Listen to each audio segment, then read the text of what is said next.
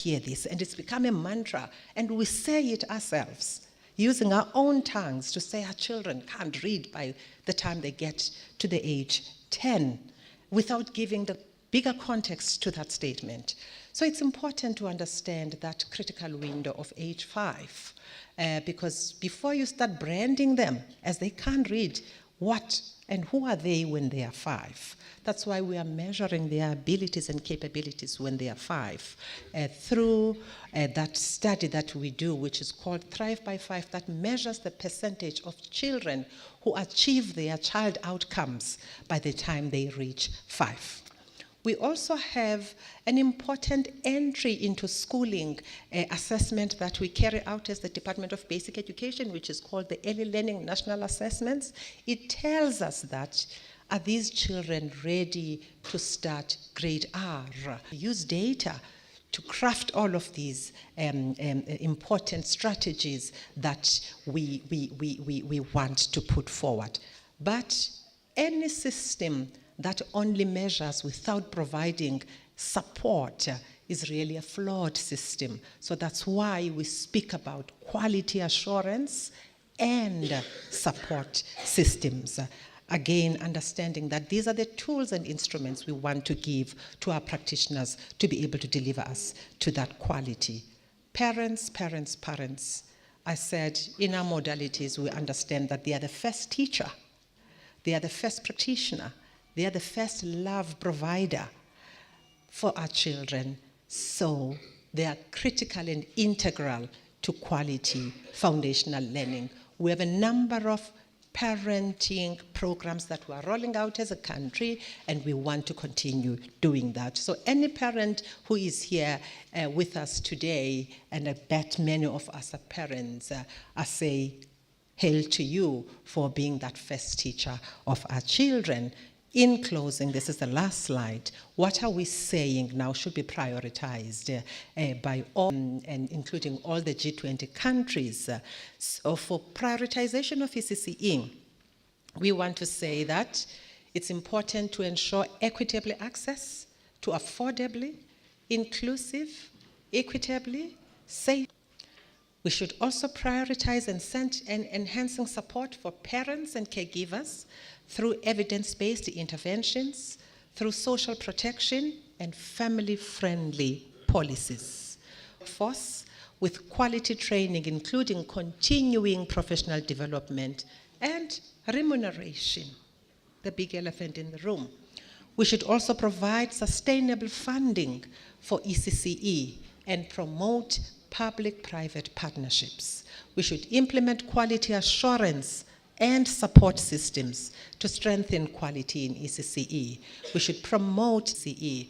And lastly, we should promote multidisciplinary research and develop contextual and culturally relevant standards and measurements. I thank you all.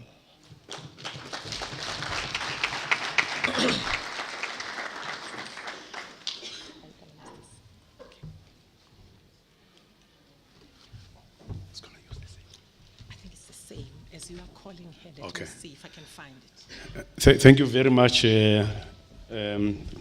Let's give her another round of applause, colleagues. Thank you. Yeah, when I grow up, I want to be like you. You continue to impress me a lot, and I know during the engagement with DG, you were very thorough on that numeracy presentation. Thank you very much. We will once again engage. I hope and trust that you are taking notes. As and when we reach that item where we'll be engaging, we expect to really benefit a lot from that particular section. I've been informed that our honorable MECs and DM will not be with us because of for the whole day because of competing commitment. But I learned that at least up to now, I'll be indicated so that I'm not found wanting. I don't want to be charged. I'm still very new in this post. I'll be advised accordingly what to do and when. So I'll keep an eye and my eyes on the left just to be guided accordingly in that. And Tate Masilo, you will guide me in that respect. As and when can I accommodate that particular session. For now, in this particular session, we're inviting the last presenter, who happened to be ETDP SETA, attached to ETPD SETA chair, and has done numerous work in the field. Professor Leslie Hood.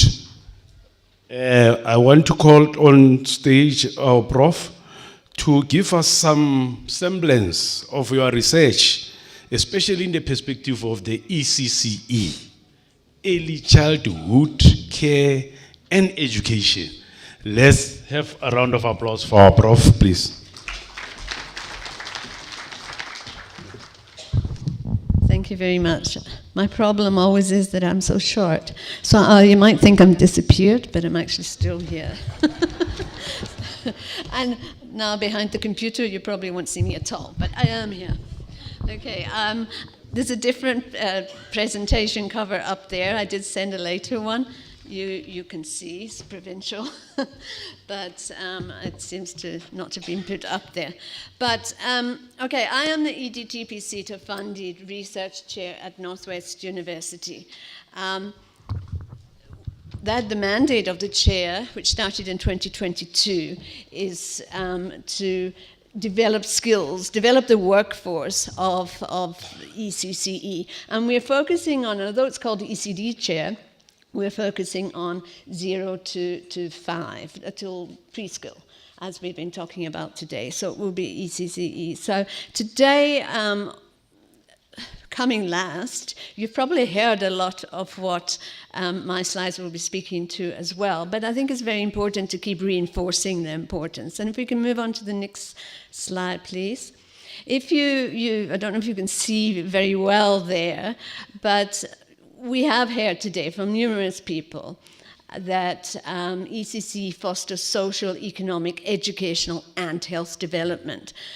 For instance, in our country at the moment, there are over 20% of children who suffer from what we call stunted development, where they don't get the adequate nutrition for their brains to develop, and it shows educationally and cognitively. ECCE is part of a larger system within the country. So if the children don't get that, it's a sustainability issue. The child who starts behind, as Sol and Yaneli Kutsu from the DBE said in their publication, that they'll never catch up, and that is why we have the Thrive by 5 issues where children are not thriving by the way they should be doing. And we've also heard from Andres that the best investment a country can make is to secure its economy is investment in the early education of the poorest children. Okay, so he did an actual equation, and don't ask me how he did it because it was all mathematically worked out, and proved that this was so by investigating many countries. So we know this, okay? We all know this. We've heard it a lot today. But the problem, the conundrum is, how can we achieve it in the current context where we're starting just now? Thank you. So we have heard from other speakers the context of ECCE at the moment, where we have the workforce, which is within a bigger economy and also political system and funding and so on. And you can't separate them, but because each one interacts with the other. But for instance, with the workforce, we know that this is a DBE census, that we have over 165,000 practitioners. We may have slightly more or less now because this was done in 2021. But 49% of them have no recognized qualifications. Now, if we take level 4 as NQF level 4 as basic, over 50% of them may have that or more, but 49% have no relevant or recognized qualifications. Perhaps workshops here and there, but nothing else. And then they're only paid minimum wage at the best, and some of them are much less than minimum wage, and no benefits. So they're not seen as or valued, and they don't feel seen or valued according to the research that we've been doing. But of course, they're working within an economy where there's high unemployment, or parents are getting low-paid employment, so they cannot pay fees. So it's very difficult for them to even survive. And although if they are registered, they can get a subsidy, and we know the DBE is working hard to register them. At that point, less than half were registered. I'm sure there are much more now. But the subsidy, even though it's been increased to 24 Rand per child lately from 17 Rand, I think it was, it only covers about 27% of their operational costs, because costs are going up. So even if it covers more now, they're getting more, costs are going up. So there are actually 2.2 million children in ELP. So there must have been a bit of an increase from the 1.6 million that were recorded in 2021 by the DBE. The General Household Survey now says 2.2 million. But there's still about 4 million poor children excluded from ECD. A lot of those children who are in ELPs, early learning programs, actually come from a more middle-class background, and the parents are able to pay for quality education. So the poor children are still suffering. And we know there's a huge divide between haves and have-nots, rich and poor in this country. The Gini coefficient is very, very high. And that is also creating problems with the digital divide, because most education is going digitally. Children, to succeed today, have to know how to code and all the rest of it, and understand how to use artificial intelligence to do the jobs and so on. And that is a big issue now that's getting wider. And on the right-hand side there, we have the priorities, which we've just heard Ms. Manona talk about, so I'm not going to go through them. But again, you cannot separate them, because quality is involved in them all. Obviously, to explain them, you have to separate them. But a good quality workforce is so important, and is at the heart of the quality, I think, because even if you don't have resources, you can find a way to collaborate with other people to actually solve your problems if you have a capable and confident workforce. And at the moment we don't have that. They feel undervalued, according to the research we've been doing. They feel their voices haven't been heard. They are feeling hopeless and traumatized. They bear multiple burdens, because they're mostly women working in difficult circumstances, and then having to go home and try and survive and look after the families with very little money. So it's not such a good context at the moment, but we are very optimistic for the future, as I will explain in a minute. And I think the whole change towards meeting the outcomes is about a 10-year project. It started 2019, 2020, when the function shift was still being prepared, and hopefully by 2030. But we know that sometimes things take a bit longer. So can we move to the next slide, please? So as CETA chair, I was given some questions to answer. So I had to do this really detailed quantitative, qualitative research into the labor market in ECCE. So I can't cover even a little bit of what that report covers, but it is available on the CETA, EDTB CETA website. So I'm just picking out the key recommendations today from that report, and then I also did a report on the function shift, what differences it made, what still needs to be done, and so on. And these are national level reports. They weren't focusing just on the Northwest, but they're at the national level. Within the report, they're broken down provincially and so on. But today, I just want to pick out the critical key recommendations. So what we're finding is that we have qualifications now. Northwestern University were the first last year to offer a B.Ed in ECCE. Very exciting. We got 22 students. We had funding for 50 students from the mines and I think from the Northwest provincial government as well. So we had some funding. The students didn't meet the entrance requirements, so we couldn't accept them.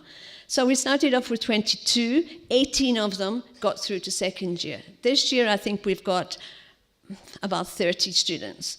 So you can see they're not taking up the qualifications for many reasons. The research we did showed that some of them don't want to do full qualifications. They're in their 40s, they've been working in the field for 20 years. Why must they now go and do this? They don't have to at this point have those qualifications.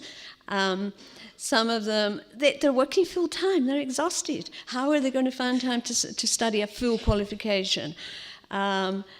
They don't have the funding. Even if we give them the funding, the entrance qualifications are a problem. Although we have RPL, all universities do, but in practice, very few of them actually implement it, and that is an issue as well. And then the other problem is that my colleagues who are teaching on these programs don't have any qualifications themselves in ECCE. And I was speaking to a colleague the other day who's developing one of the short learning programs I'll tell you about in inclusive education, which is a big need. The centres, the practitioners are struggling to deal with or to recognize children and identify them and refer children with special needs. And she said it's so difficult to switch from a BEd level down to the NQF level 5, which is needed at this point to be upskilled as well. So, and we also need to support and develop home-based and non-center-based, the other modalities apart from ECD centres. And that does require training of parents, as we've heard, or training of social workers or community health workers to train parents. But any training we do, and we have to do this now from the ground up, from a zero base, it has to fit in with their needs and their lifestyle. It can't, and it seems that long qualifications are rather difficult at the moment. So we have to start somewhere. So we came up with the idea of developing short learning courses. Now, we're doing short learning courses to start with because a university can do that within about 3 months, get them approved, and then and so on, whereas anything else takes about 2 to 3 years. And we want to turn them into micro-credentials. And that is in line with what you've heard from the DBE, with their FUN project, which is saying we have to develop a progressive pathway where people can do a portfolio and do some short courses, but they have to be quality. And what we're learning from our research is that a lot of the level 4 qualifications out there are not very good quality, even the 1 year, 2 year qualifications. So that's the other thing we need to think about. And these short learning programs we want to develop must be of high quality. We've already developed 9, which I'll tell you about in a minute. You've moved on a bit faster, but you can look at that in a meanwhile. We've already got them SACE have already granted them 15 CPD points each, so that's something in the favour as well. But what we need to do is partner with the department and with SACWA to ensure they recognise these qualifications, because of high quality and by approved institutions. We are first to do it, but I'm sure the other institutions will think of something similar. I heard UNISA were also thinking of something like that. And this also requires alignment and quality assurance on a national scale.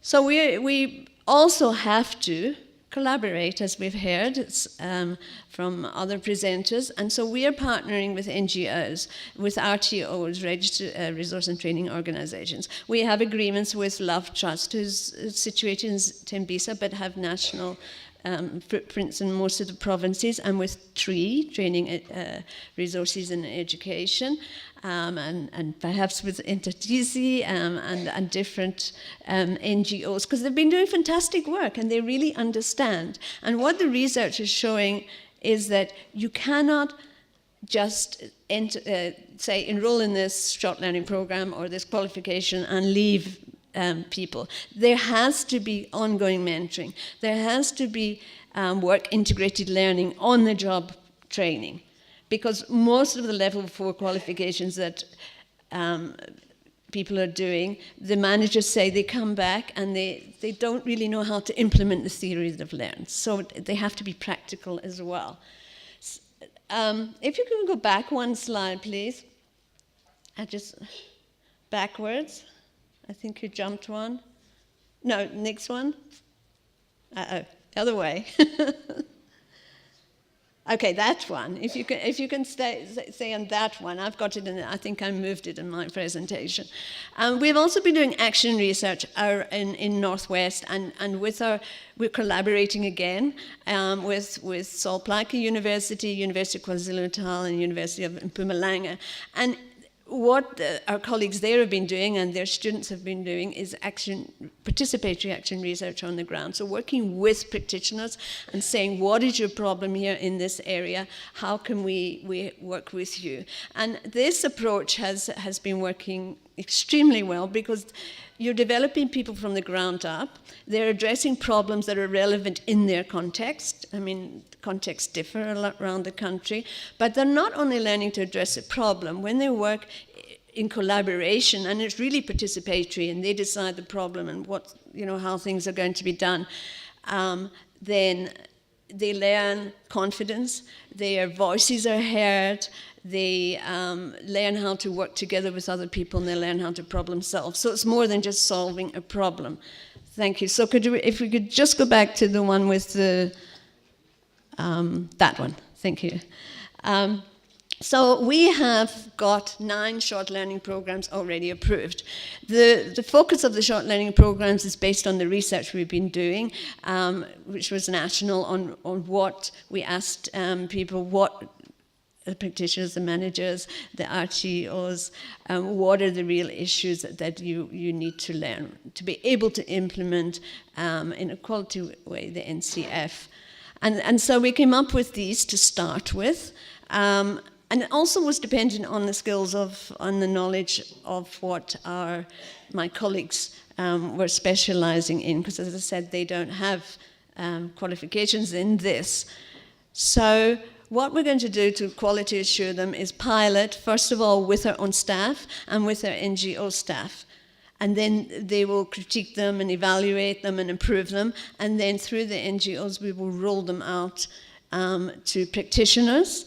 And they will mentor and support and provide the practical training as well for them. And then we will evaluate them again and make sure that the best, and hopefully develop other ones as the needs arrive.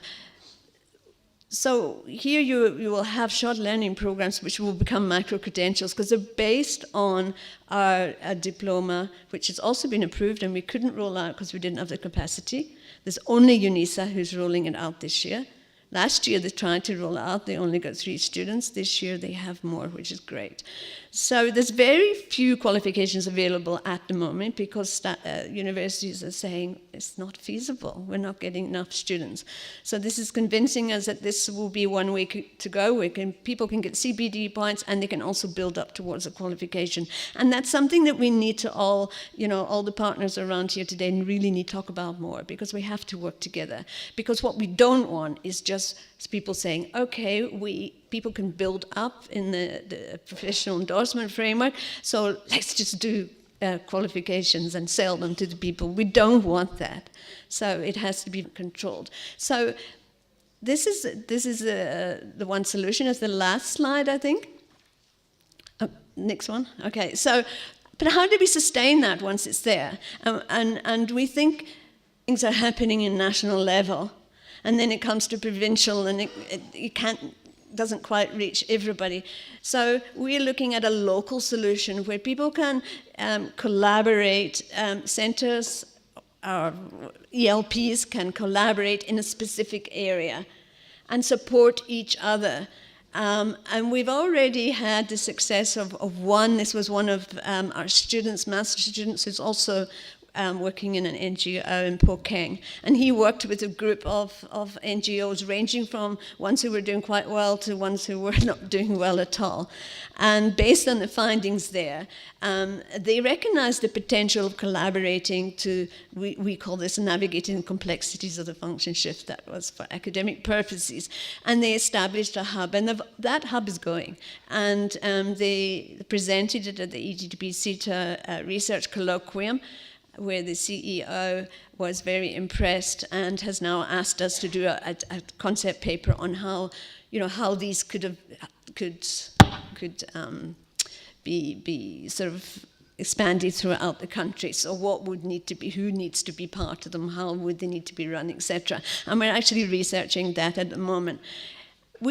We're also looking at an intersectoral hubs, collaboration between representatives from centre, municipalities, local government, university, NGO, and parents. How could we get them to work together at local level as well? Because then we would have improved service coordination, sharing their expertise and knowledge. Just because somebody doesn't have a qualification doesn't mean to say they have no knowledge. They have lots of knowledge. A more efficient use of resources by pooling them, by advocating together for them, collective advocacy for training needs, which can feed into policy and improve monitoring and evaluation, and running these hubs in a way that we have been running our action research project, which is called action learning, where people sit down and equals and say, everybody has a say, and then they come and decide what needs to be done. They can go out and gather data, they can act on it. And it'll also help the well-being of our practitioners to have these things. We actually have some practitioners today that we've been working with. You saw the children here from New Life. Is Charlotte still here? Or have they taken the children back? I think they must have taken the children back, and they can vouch for how this approach is helping them. So basically, that's what we are doing just now at the Northwest University, and collaborating with the other universities I mentioned, who, by the way, don't have qualifications in ECCE, so this is also helping them. So I think that's the last thing. And if you could just... Yeah, I have to put that up because we're funded, and then the next one it says thank you. All right, thank you very much.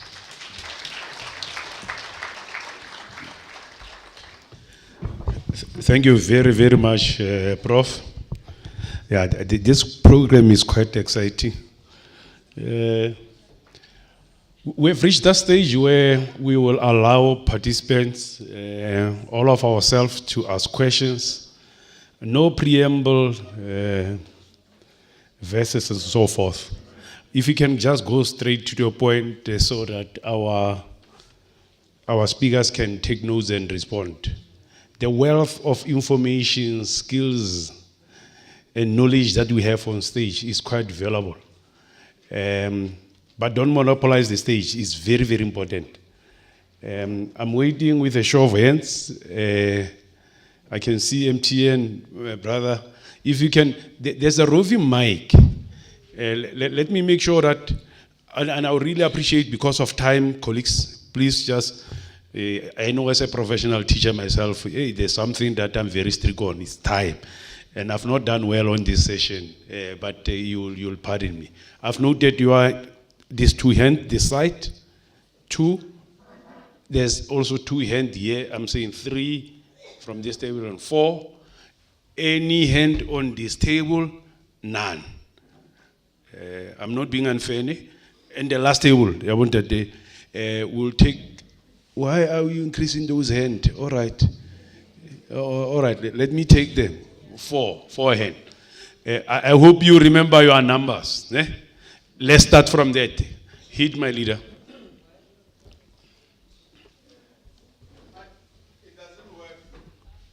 Yeah, but you have a shop steward voice, so you can do it. Yeah.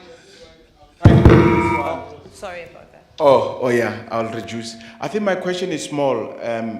Is about parent involvement. It was mentioned, right? One of the biggest gaps that we find is how do we get our parents to be involved in our children's education? And I think it was mentioned as a by the way. I did not really get on what are the mechanics that can be deployed to make sure that our parents are fully involved in our children's school life? Thank you. Thank you, sir. Number 2, Number 2 is what? thank you very much for setting the standard. No preamble. There you go. Thank you very much, Chair. And let me appreciate the presentations as done by our 3 previous speakers. It was quite informative and enlightening. But however, the challenge that I seem to be facing here is that how do we hope to achieve all those wonderful pipe dreams when we are faced with such serious economic constraints? We talk about how we plan improving the foundational level of these children in as far as their education is concerned. But then given the economic challenges that we are currently facing, how do we go about, circumventing this particular challenge? I think issues of budgeting definitely needs to come into the picture here. Thank you, sir. Thanks. Number 3, we are here.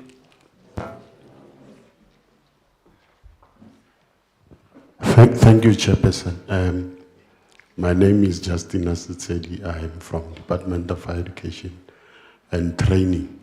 I just want to give information to Northwest University that 2016-2020, we received 200 million from European Union, and then we developed teaching and learning development capacity improvement program. Hence, you see them offering B at ECCE. You see UP also offering. But I'm very surprised when they say that for them to be having lecturers teaching their B at ECCE student, those lecturers are not qualified. Because from those, from that particular project, we produced 40 students. The whole project of TLDCIP that has got masters and PhD in ECCE. Meaning that if you want the workforce, it's already there. You go to all these 9 universities that we worked with. Thank you very much. Yeah, that's quite informative and very important. Dr. Malindi, in the meantime, if you can flag that link, I'm going to number 5. You are at the back. Where is the back?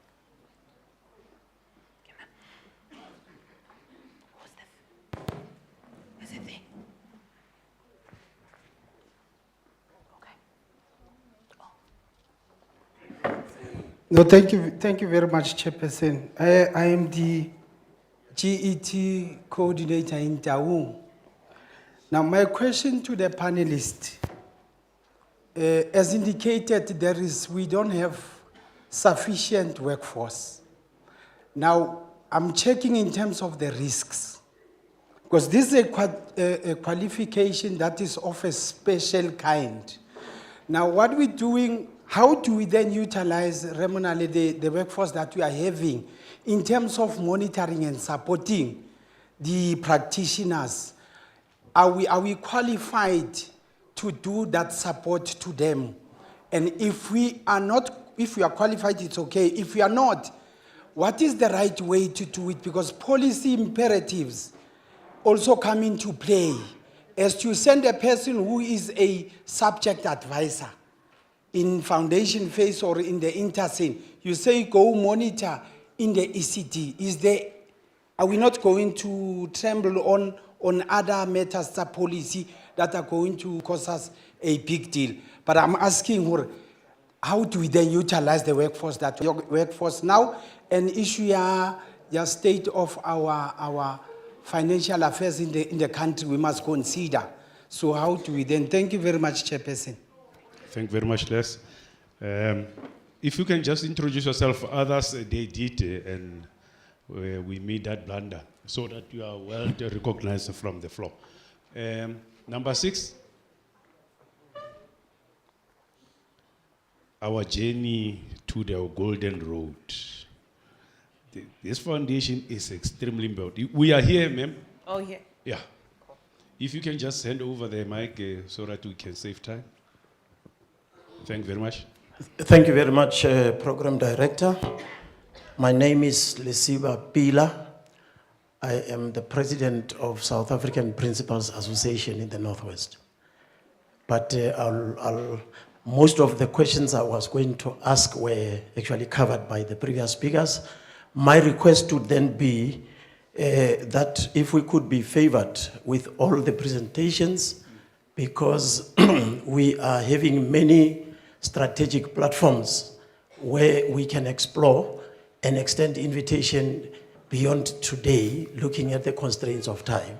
I think that would be my request, and also the contacts of strategic presenters. Thank you so much. Fabulous. President. Yeah, there was a conversation the other day that maybe we should not all be called president, but it's a discussion for another day. Greetings to everybody. I am Mr. Didi Msikinya from Kuma,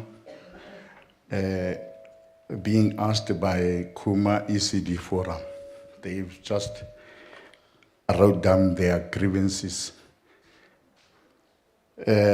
I'm just going to read them as they are, because tomorrow I don't want to say I've changed their grievances.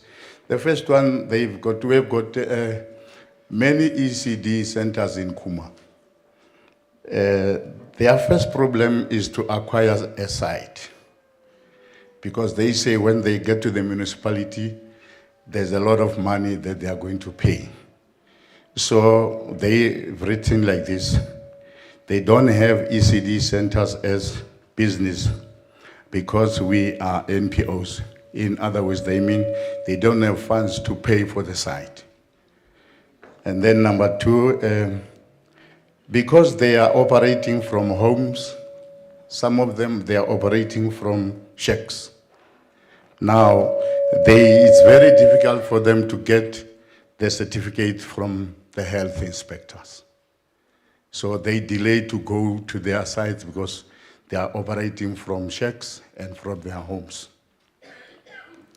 The other one is, I've heard that the training for qualifications as level 4s and level 5s as they are. They've also written that they've got many of them that are not qualified, in fact, with or equipped with these levels. So they need to know how to get them. And then the last one, I hear they've written nutrition. I've heard that they've talked about nutrition. They said nutrition should be provided to all ECD centers. I thank you. Yeah, thank you very much. I will link you with the director for Dr. Kenneth Kaunda, members of Golo immediately after here, on some of the issues. Yeah, thank you very much. Was it the last one? There was a last hand at the back. You are covered. You are very progressive. Oh, not yet. All right, let's go back.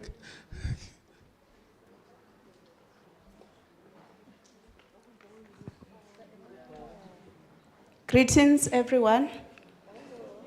My name is Mama Chipo from Lightbearers Mafikeng. I'm the principal there. I'm very happy and honored to be in this platform. My concern is about the equity, accessibility, and quality. Yes, we have grade Rs at ECDs. So my main concern is that we have qualified practitioners that are taking care of these kids. My problem is we have the children from January to December, and they graduate. After graduation, in fact, before graduation, they need to find a school. The schools have their own policies, of which they are not adhering to the national policies. So there is no equality there, because the same practitioner who is in ECD is raising a child with their qualifications and knowledge as the same that they are doing in schools. But when our parents go to schools to look for a place for grade 1, they are refusing. They are saying, your child is too small. So, where is the equity? Where is the accessibility? Because our children cannot go to different schools. These schools would say, we want to raise our own grade Rs. So where are the ECD grade Rs going to attend? Because we don't have schools. And also that, it means that we are always discriminated because the government is not laying the foundation, the policies are not being enforced at schools. Each and every school have their own policies. They are taking children 7 years at school for grade 1. They are taking others. What about those who are coming from ECDs? So that is my main concern. Yes, we have qualified practitioners at ECDs. These mothers are working so hard, and we are doing the utmost to produce quality. But when our quality is before the schools, they are not recognized.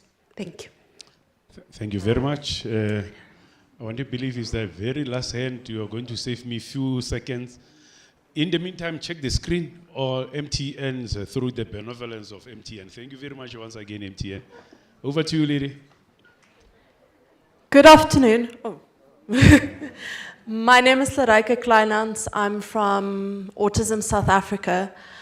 The word inclusion has been used all throughout.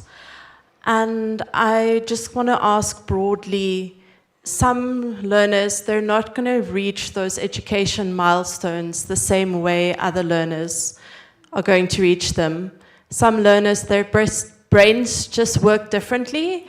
It doesn't mean that they don't have a lot of potential, but it means that they learn differently. How do we make sure that those learners are also included in our early childhood education centers? Thank you. Yeah, a round of applause for all the questions that were asked. Thank you, very enlightening. Let me start with Mr. Andre first, and I'll then follow until Prof. Let's take them so that we are able to conclude this session. And another round of applause. Mr. Andre, the stage is yours. Thank you very much, and thank you for the particular questions.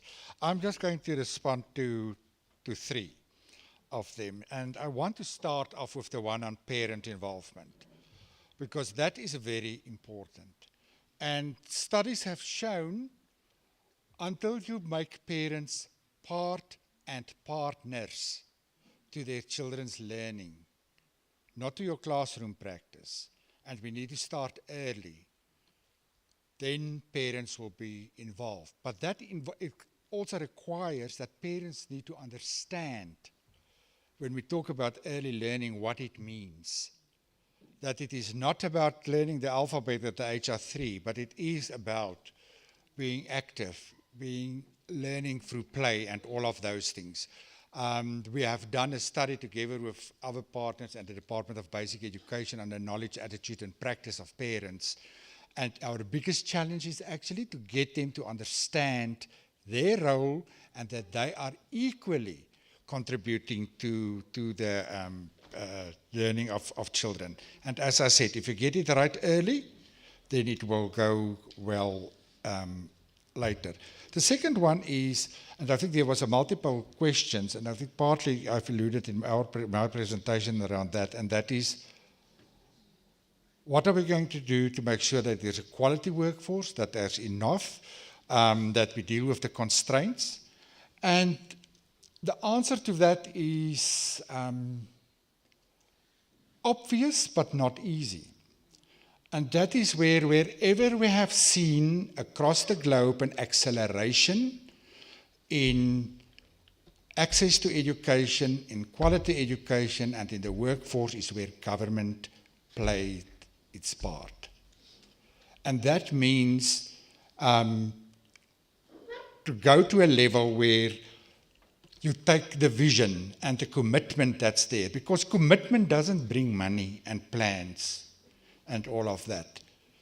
to go beyond the rhetoric, to say, this is the plan, this is the resources, this is the period.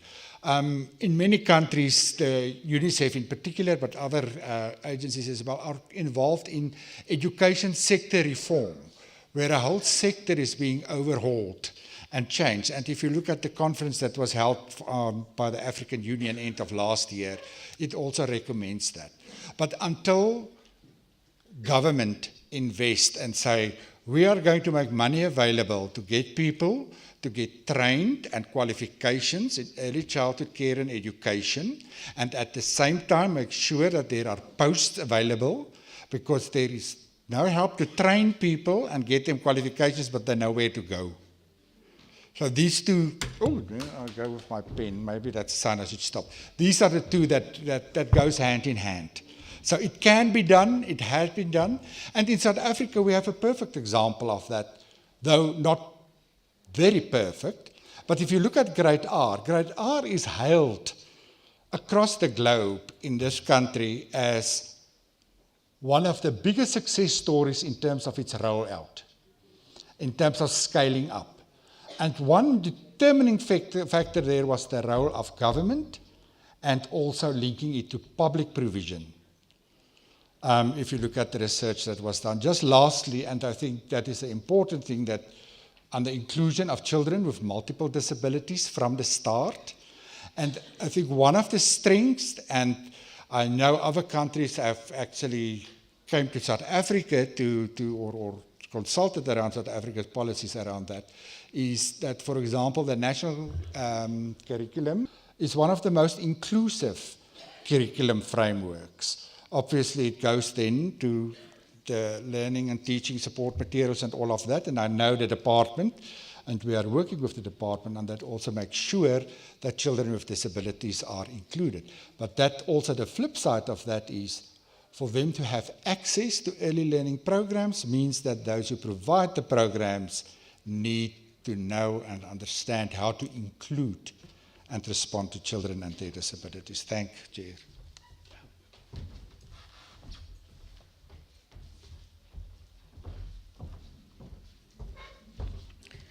Thank you for those questions, and thank you to my colleague for starting to respond. And I'm just going to add to his response in terms of the first questions around involving parents and appreciating the role that parents play. In addition to what Andra said, I do want to say that we are collaborating as the department with the province, and as well as with many other organizations, which include UNICEF, and which include Hope Worldwide. All social workers have been trained in the province, and they are currently rolling out training in districts. So I hope it will reach your district, and it will reach all districts. And through this partnership with these organizations like UNICEF, in the last financial year, we were able to reach out to 1,200 plus parents. So I just wanted to respond to that, so that we can see that everything is being done that really appreciates the involvement of parents. Then there was a question, I think other questions I'm going to leave them, are issues around bursaries and issues that were questions directed to the university. I will leave those for Prof. There was a question that was asked on by a colleague of mine who is a coordinator in Dawung. I just want to remind all of us that early learning, that component of early learning within the national curriculum framework, has always been the responsibility of the Department of Basic Education. It did not migrate with the function shift. We had always been positioned to providing support. We have trained subject advisors who have been rolling out that training, so it's not new. And we will continue to equip our subject advisors, and also adding to that workforce, equipping our social workers who have come through with the function shift to be able as well to be kind of multifaceted in their skill set. So that is really not new. Currently, that training is going on, and it targets the foundation phase from grade R to grade 3 as well as pre-grade R. The next question was a request for PowerPoints, and I think, Chair, you would respond to that. We also have about the question from Kuma ECD Forum. I think we want to appreciate you kind of bearing your pain with us and all of those challenges. We know that is why we put in place the Banabili mass registration drive. It was in understanding and appreciation of all of those challenges and those barriers to getting registered.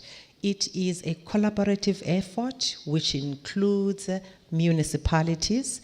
What we have done with municipalities is that we have reached out to them. We have developed and written practice notes for municipalities.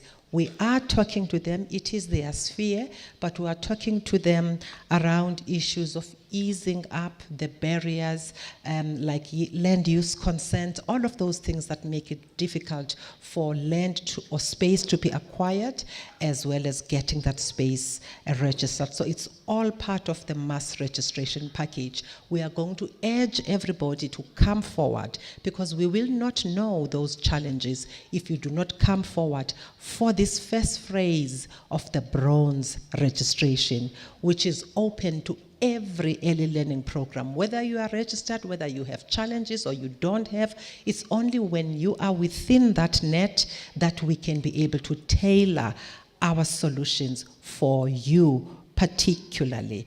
Because once you get that bronze certificate that says we know you, we know your challenges, we then follow up with assessment, then we then follow up with support. We have generated a lot of, it's not a lot, money can never be enough, but the donor community and the NGO and the business community are really journeying with us to make sure that we have a kitty that we can use towards health and safety packs and all of those things that are prohibiting these early learning programs from being registered. So please take word back to your forum. When we knock on their door for the mass registration, they must please respond and come forward. Again, this is what this government is doing to take services to the people. The question from Umama Oi, Principal. Uma Mukidi will be here as part of the next sessions, who comes from the province, and so the provincially contextually relevant, many lilies, relevant questions, she will also help. But the Bella Act has just come into action. And the Bella Act is really a big master key for us as the country and the people of South Africa. And that act is going to be very useful because it helps us in terms of stipulating the age for admission to grade R. We know that as schools, we do not have enough spaces to be able to accommodate our children. So we are planning with grade R sites in mind, who will help us to be able to bring all of our grade R learners or children into universal access network. So we will work and we will iron out any of these issues. Remember, it just got passed. We will iron out all of those issues, but we are very much aware of the challenges that you are currently facing in terms of grade R. So we're looking at a number of solutions. For instance, we are collecting numbers as we speak of early learning programs that offer grade R, because once it comes into law, it means now we must start supporting grade R. So if there are teething and growing problems, rest assured they were part of us not having this act. That's why we are very excited that that act eventually got passed. So hang in there. We haven't forgotten about you. So I think then there was a question that came through from Autism SA. Thank you for your question. And I think Andre started responding to it, but I just want to add to say that we are currently using the tool that we had as the Department of Basic Education, which was not speaking to the preschooling, which is the screening, identification, assessment, and support tool or policy, which is SEAS. We are developing a module that will speak to this area, to this priority. So we understand that autism being part of many other diversities, including the neurodiversity spectrum, we are really trying to also train our practitioners to be able to deal with that. DM said something that is very fundamental this morning about the real meaning of inclusivity and how to make sure that we tailor our curriculum, our spaces, and the competencies of our practitioners to be able to understand what diversity looks like and how should we respond to that. So we've got the neurodiversities in mind as we are planning, as we are upgrading as well and updating our curriculum offerings, as we're providing toys and all other resources. We have that in mind. In the development of resources, there are resources that strictly speak to children who are experiencing different ways of learning and of developing children who have these needs that have to be taken into consideration. So again, I'm going to say with a big plea, we hear you. Thank you very much.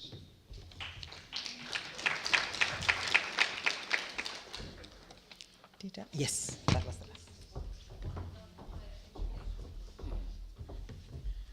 I think my colleagues have answered all the questions, so it's easy for me. But I think just to respond to the one about, I think you were referring to the Peace Project, which was a European funded project where quite a few universities were involved, and they had to come up with qualifications, and that's what they did. And so then they had to get the qualifications approved. And so far, last year anyway, I'm not quite sure if some have been approved in the last few months. There's UP was approved to do a B.Ed, WITS was approved to do a V.Ed, we were approved to do a B.Ed. But only we could implement it due to staff capacity. So staff capacity for the higher qualifications in ECCE is an issue, but that will come with time. We did have students, I had 2 colleagues from our university who did their PhD funded by that project, which is I think what was being referred to. But remember, they are employed in higher education, they're not in the field, and also when you do a PhD or a master's, you focus on a very small part of it. So there's still lots of skills development and capacity development to be doing around that. I think I just want to emphasize that ECCE it's not just a DBE problem, it's everybody's problem, and it's situated in very complex systems. As we've heard again and again, poverty in this country affects everybody on every level. So nothing is easy.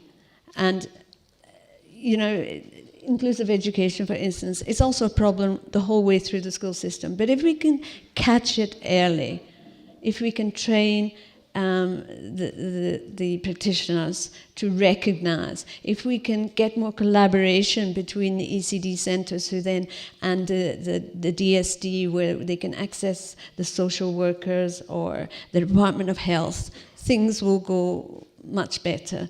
So I think what we've been talking about today is a lot of collaboration. It's a lot of working hand in hand. It's everybody's problem. But remembering that these are very, very complex. It's not just ECCE you're talking about. It's the economy, it's the social issues, it's gender-based violence, it's the trauma of the kids. It's everything. So, yeah, and we have fantastic policies, but it's the implementation on the ground. And sometimes that the way they're implemented are not able to be implemented because there's other problems. I just want to say one of the issues that comes up again and again when we go to the centres is grade R, the lowering of the school age, not so much grade R, but the lowering of the school age means that a lot of parents, because they don't have to pay the schools, but they have to pay the center. So they're taking the children at the age of 4.5 if they can, because if they turn June and 5 by the June of that year, and they're putting them in schools, and schools are accepting them. And they are sitting in classrooms, 16 in a classroom, they're not doing play-based learning. So that is an issue, but as my colleague said from the DBE, it's things that will be sorted out. It's things you don't know until you start going out and speaking to people on the ground, which is what we've been doing mostly in this chair. Okay, thank you very much.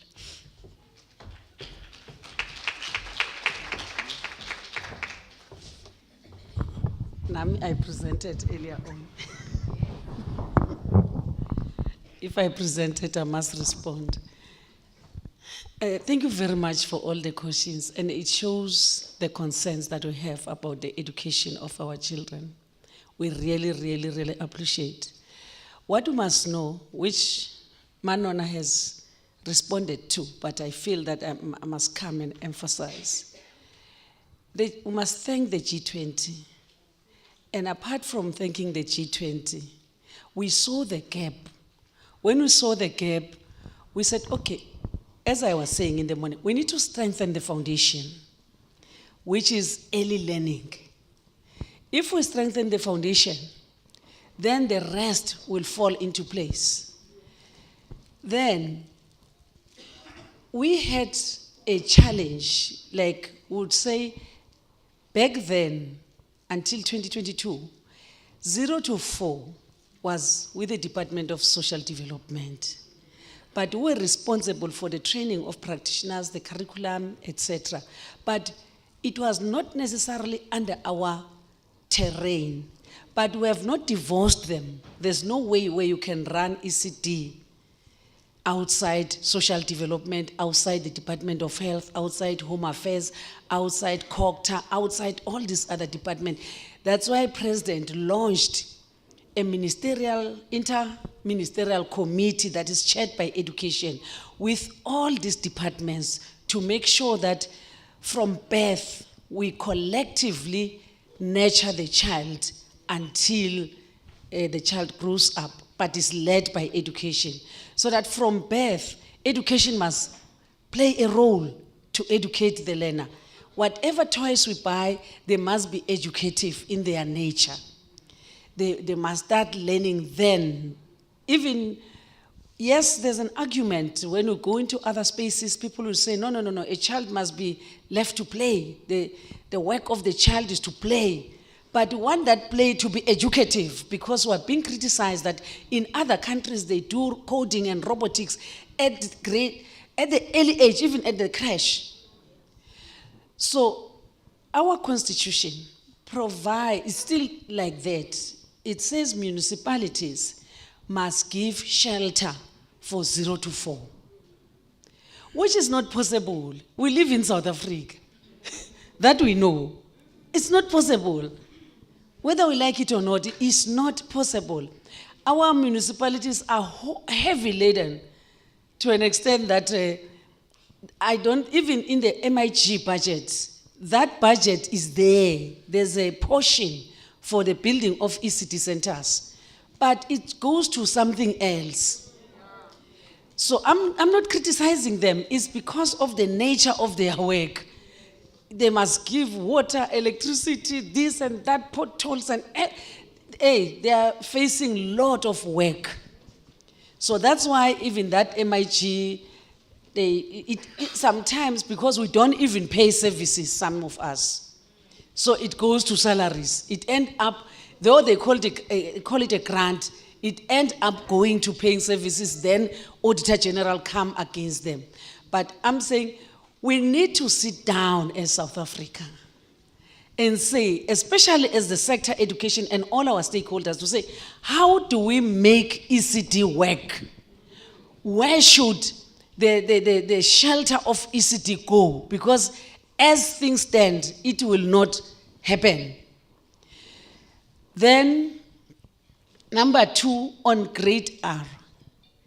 Manona has indicated, we just decided to offer grade R in schools. There was no law in South Africa that is enforcing education to offer grade R. That's why grade R was not funded and is still not funded. So now we need to thank our principals for making sure that the Bella Act has been signed. It's an act which now enforces grade R to come in. So now that grade R is law, Treasury is forced through the legislation to fund grade R. So let's just work together step by step. We are there, we are making sure that everything should happen. And when coming to G20, I indicated the theme, the broader theme of South Africa, Africa, and the globe, that we say it's equity, what is that? Solidarity, equality, and sustainability. Then we said as education, we say education professionals, which means we must prepare the ground. You cannot start by preparing the child before preparing the teacher. And this theme is pushing us, whether we like it or not, because we'll make president to pronounce something. I said all the results of all these meetings that we're holding will lead to the speech of the president, and it becomes law. When the president speaks, it's law. So when he has spoken, it must be funded. Universities must come on board. Everyone must come on board. The department must lead. That this is the kind of a practitioner that we want. With these skills, your university provide these skills. And we must also, as the basic education, produce what universities want. You want. We cannot just produce something else and we say universities must make magic. They cannot. We must produce what the universities are expecting. So work together, starting from the bottom, not up, bottom. So I understand the fact that there are, let me finish this. When coming to 0 to 4, we cannot work alone as a department. That will be a huge fail. We'll work with partners, and we need them. Social development was working with partners. We are saying we'll continue working with partners. We'll continue, some centers, they must just comply to the health standards. We are not saying we're going to take 0 to 4 to school. That will not happen. Those that 0 at school, which school is that? 0. Hey, 4 years, yes, I'm saying 0. We cannot take 0 to a school. A 0 must go to a properly what? Manwana, you know English better than me. Appropriate context for early learning that you...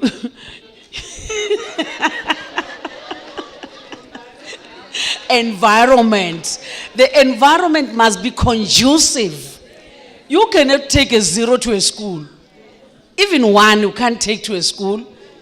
1 must be in a center. And some centers are run by businesses. When they have their employees working, they have their center. You can't say, close your center and bring the children to school. No. They operate, we support them there in their space. So what is lacking is the department, is the collaboration and the communication. I can see that there's a lack of communication. We speak other things up there, and those things do not cascade down to where the real work is. That's why now this session turns into a morning session and a complaint session. As sitting there, I'm expecting people to identify the problem and come with a solution, because we don't just identify a problem and not come with a solution. So, but I appreciate that you raised this thing. I'm not condemning anyone. I appreciate. Now I know when we go back to the department, we'll say, let's go down to districts where education is taking place and early centers are. let's have meetings. Let's hear your inconveniences, not complaints. Inconveniences.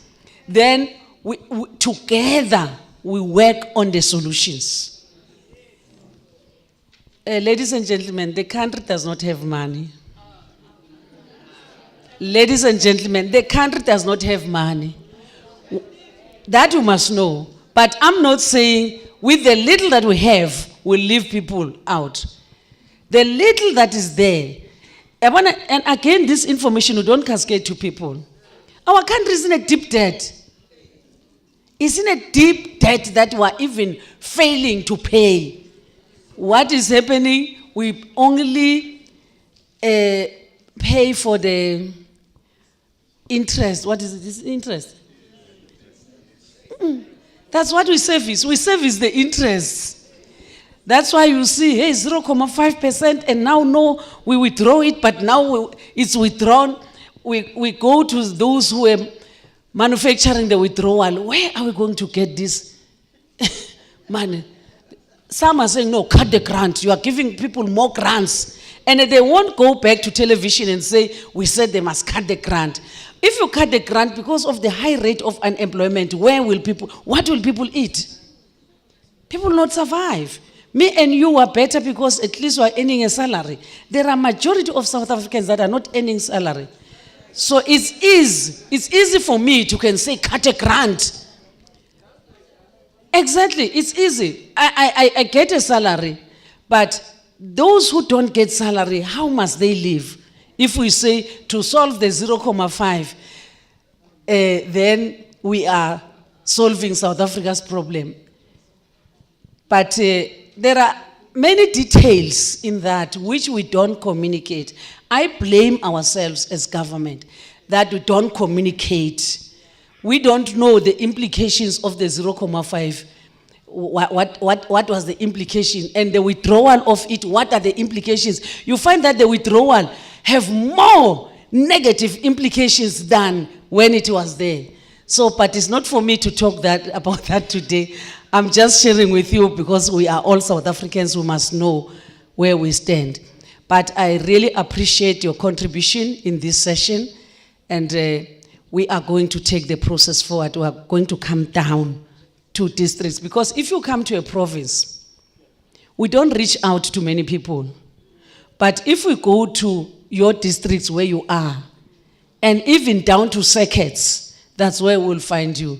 But for the purposes of G20, we want more proposals than complaints.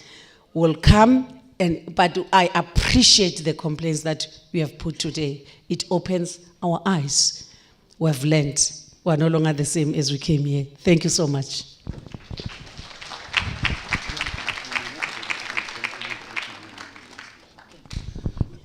Another round of applause for DM. What a powerful session. Let's give them, we will be thanking all the presenters by giving them a thunderous round of applause as we request.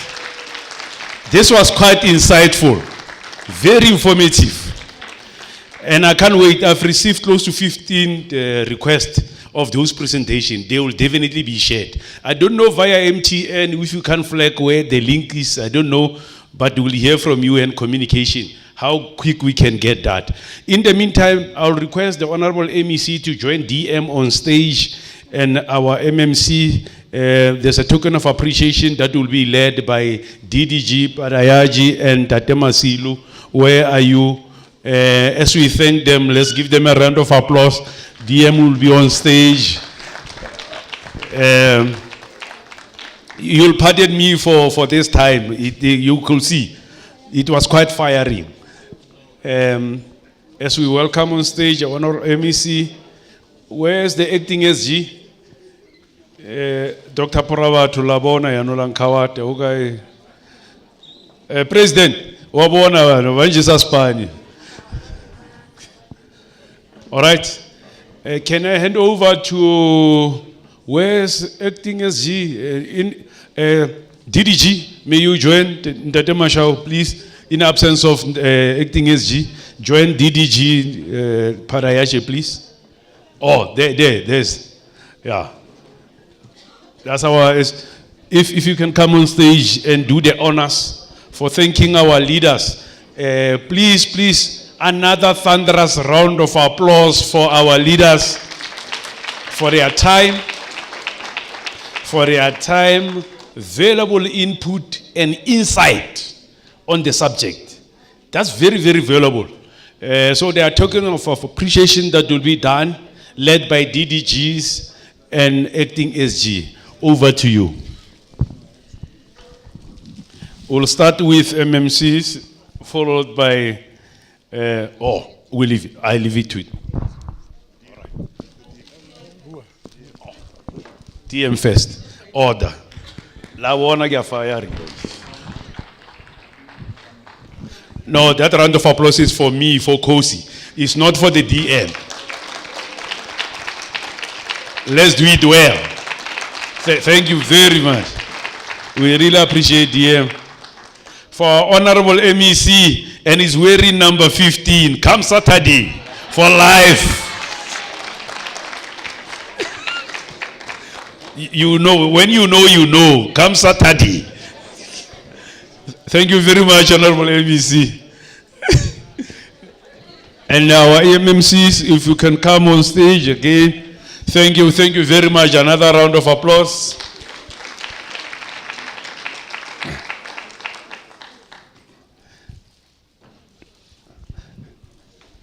The last round of applause for this round. Acting SG, do the honors. We are taking pictures here.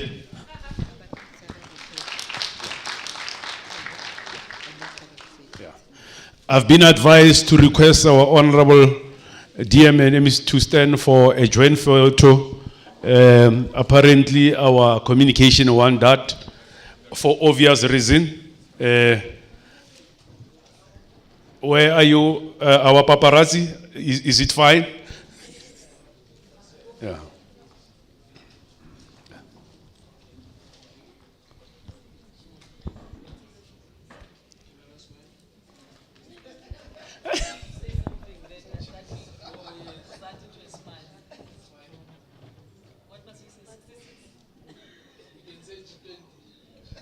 Oh, G20. Ola G20 ola. Ola G20 ola. Dr. P. Another round of applause as we release them on stage. Let me thank you very much, dearly organizers, as I request Mema Sokolo, who will be chairing the next session, to come on stage. Will be taking us into another exciting session. I want to thank you very much. When we lost on Saturday, I used this program for my friend. We may have lost, but look at the program. You guys are not in the program where the DM and the MECs are there. So I had to find a relief over the weekend. Thank you very much for your cooperation. We are going to another exciting session, and I'm handing over to the host, District Director, Mema Sokolo, a very dynamic lady. That's very, let's give her a round of applause. The host. When you talk about Dr. Kenneth Kaunde Watoki Mori, over to you. Am I dynamic?